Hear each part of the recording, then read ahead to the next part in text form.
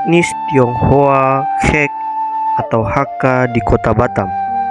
Asal-usul utama orang Hek atau salah satu kelompok Tionghoa etnis Han yang terbesar di Tiongkok merupakan kelompok Han terakhir yang berimigrasi ke selatan dari Tiongkok Utara. Asal-usul orang Hakka didasarkan pada teori mengenai 5 gelombang migrasi besar yang dirumuskan oleh seorang peneliti Tiongkok bernama Lau Xianling. Sejarah migrasi dari Tiongkok Utara ke Tiongkok Selatan sebenarnya bukan monopoli orang Hakka saja. Hal itu juga dilakukan oleh seluruh leluhur penduduk yang bermukim di Tiongkok Selatan. Migrasi ini umumnya dipicu oleh terjadinya bencana peperangan atau kekacauan politik di akhir-akhir masa suatu dinasti. Ini adalah masa-masa ketika negeri Tiongkok berturut-turut diserbu oleh 5 suku barbar dari utara. Serbuan demi serbuan yang beruntun akhirnya mematahkan semangat rakyat. Apalagi setelah Raja Qin Yanti memindahkan ibu kota ke Nanjing di sebelah timur. Banyak orang yang meninggalkan rumah mereka dan membawa keluarga mereka menyeberangi sungai Zhenjiang yang adalah sungai terbesar di Tiongkok. Hal ini secara alamiah menjadi pemisah antara Tiongkok Utara dan Tiongkok Selatan. Ini tergolong upaya radikal yang terpaksa dilakukan oleh orang-orang yang putus asa untuk mencari perlindungan dari serangan yang dibuat oleh suku-suku barbar.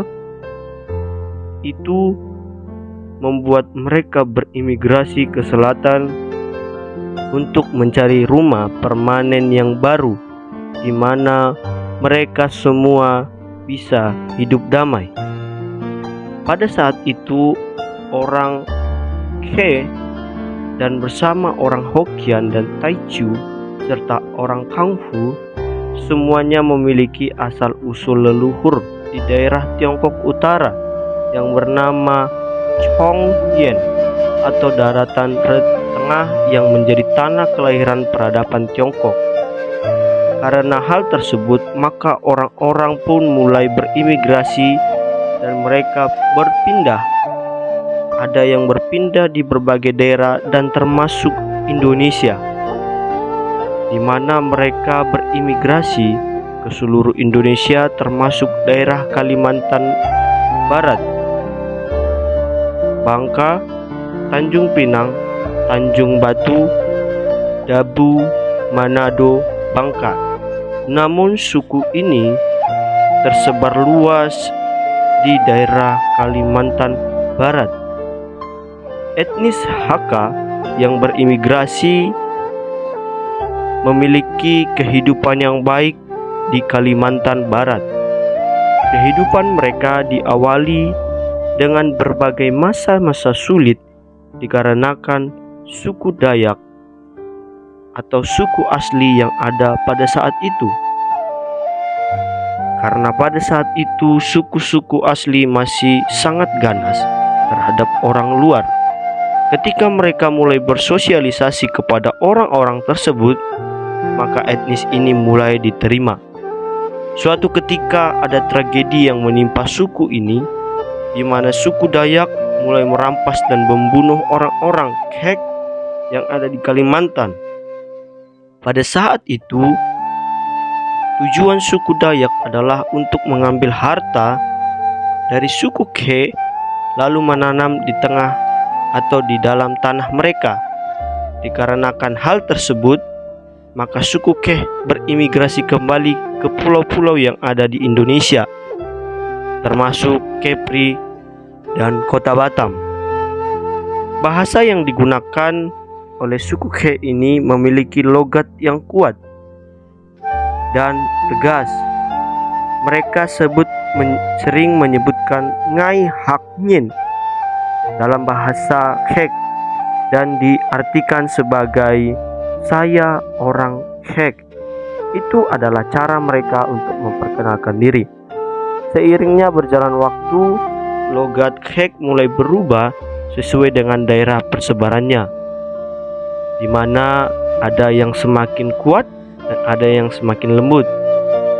Sistem kepercayaan mereka berasal dari leluhur nenek moyang atau Konghucu. Tempat ibadah mereka adalah Pekong.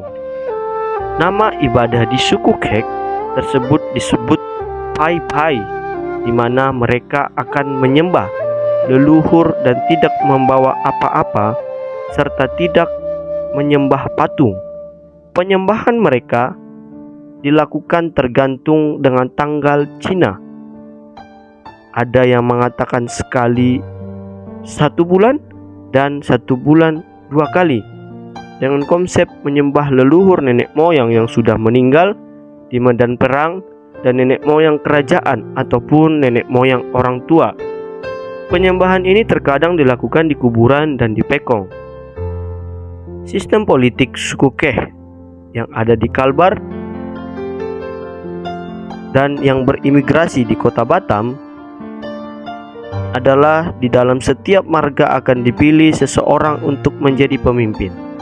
Pemimpin yang dipilih berhak mengatur kesejahteraan masyarakat dan menjadi penengah di tengah-tengah masyarakat.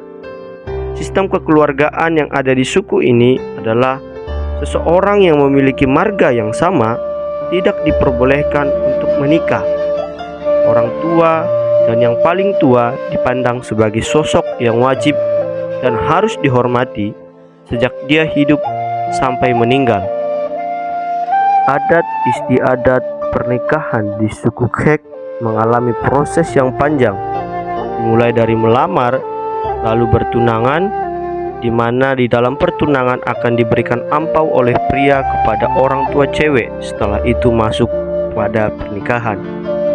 Falsafah hidup orang Kek Kalbar yang ada di kota Batam adalah jangan mengurusi hidup orang, karena itu tak kasih hidup jadi lebih baik. Cari saja usaha, cari saja uang, pasti buat hidup lebih baik. Ciri khusus yang khas atau stereotipe dari suku ini adalah bahasa yang agak kasar dan tidak suka bersosialisasi, dikarenakan tidak terlalu penting untuk masa depan. Makanan khas dari suku Kek adalah Cihenbeng, yong tahu atau tahu yang berisi daging babi, bakcang, kue lapis, semprit, dan kue keranjang. Pandangan kelompok dari suku ini adalah ketika anak lahir 30 hari, maka diundang orang-orang datang ke rumah untuk makan, dan orang yang sudah menikmati makanan akan memberi ampau. Cara kita untuk melayani dan menerapkan pak di suku ini adalah dengan melakukan sosialisasi yang baik. Lakukan pendekatan dengan baik dan tidak terburu-buru. Lalu bantu di dalam doa, serta membangun yayasan yang bernuansa Kristen. Karena suku ini kebanyakan tidak menerima pendidikan sampai SMA. Jadi kalau ada yayasan atau sekolah yang dapat membantu mereka, mereka akan mau bergabung dengan metode pembelajaran Kristen, sehingga itu dapat menjangkau kehidupan mereka untuk mereka dapat percaya.